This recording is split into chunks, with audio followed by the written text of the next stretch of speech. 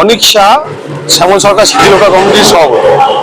৮০তম স্বাধীনতা দিবস, এই স্বাধীনতা দিবসকে উপলক্ষে আমাদের এটা 11তম বর্ষ রক্তদান শিবির। আমরা এই স্বাধীনতা দিবসকে সামনে রেখে প্রতি বছরই রক্তদান শিবির করি, বৃক্ষরোপণ করি, পতাকা উত্তোলন তো থাকছেই, তার সঙ্গে আঁকা একটা অঙ্কন, এলাকার যারা রয়েছে যারা আঁকা শেখে তাদেরকে নিয়ে একটা অঙ্কনের কর্মসূচি আছে, এবং যারা আমাদের এই এলাকার মাধ্যমিক উচ্চ মাধ্যমিক যারা সফল হয়েছেন তাদেরকে সংবর্ধনা। এবছর প্রতি বছর নর্মালি 150 জনের রক্তদাতাকে নিয়ে রক্তদান শিবিরটা হয়।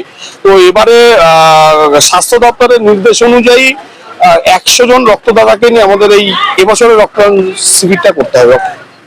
দেখুন, শ্যামল সরকারের পরিচয় হয়তো মেমারির বুকে তাকে চেনে না জানে না এরকম হয়তো খুব কম আছেন, বা সে মারা যাওয়ার পরে হয়তো যারা নতুন প্রজন্ম তারা হয়তো জানবেন না, কিন্তু তাদের অভিভাবক বা মেমারির অধিকাংশ মানুষ জানে যে মানে তার সে কেমন মানুষ ছিলেন। শ্যামল সরকার মানে আমাদের সকলের একটা গর্বের জায়গা ছিল, মানে আবেগের জায়গা। তাকে মানুষ কোনো সময় এমন কোনো সময় নেই যে সন্ধ্যা রাত বিকাল যে বিপদে পড়েছে তাকে ডেকেছে, পাশে পাইনি।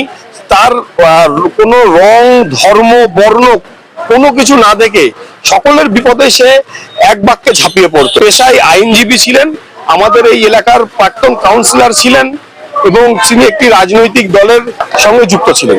সকলকে বলবো রক্তদান, এই দেখুন না যে ভোটের সময়তেই এবছর বিধানসভা ইলেকশনের সময় তার আগেই রোজা পড়েছিল, ঈদ। তো সেই টাইমটা একটা রক্তের বিশাল ক্রাইসিস দেখা দিয়েছিল, রক্ত পাওয়া যাচ্ছিল না। মানে কিভাবে রক্ত জোগাড় করতাম আমরা যারা রক্তদাতা, মানে রক্ত দান শিবির আমরা যারা করে থাকি তারা জানি যে তাদেরকে প্রতিনিয়তই যে রক্তের জন্য যেভাবে ফোন আসে, তো সেই টাইমটাতে ওই যখন ভোট এবং রোজা ছিল সেই টাইমটা রক্তদান শিবির না হওয়ার ফলে যে কিভাবে রক্তের ক্রাইসিস গেছে, কিছু মানুষ রক্তের জন্য প্রাণও হারিয়েছে। তো সকলকে বলবো রক্তদান করুন। রক্তদান আপনার নিজের জীবনের জন্য ভালো, এবং আপনার রক্তটা নিয়ে কোনো না কোনো এক ব্যক্তির মানে মৃত্যুর কোলে ঢলে পড়েছে তেমন ব্যক্তি আপনার রক্তটা নিয়ে তার জীবনটা আবার ফিরে পাবে। তাই রক্তদান করুন, রক্তদান জীবনদান।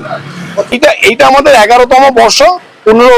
শ্যামল সরকারের হাত ধরে এই রক্তদান শিবির আমাদের শুরু হয়েছিল।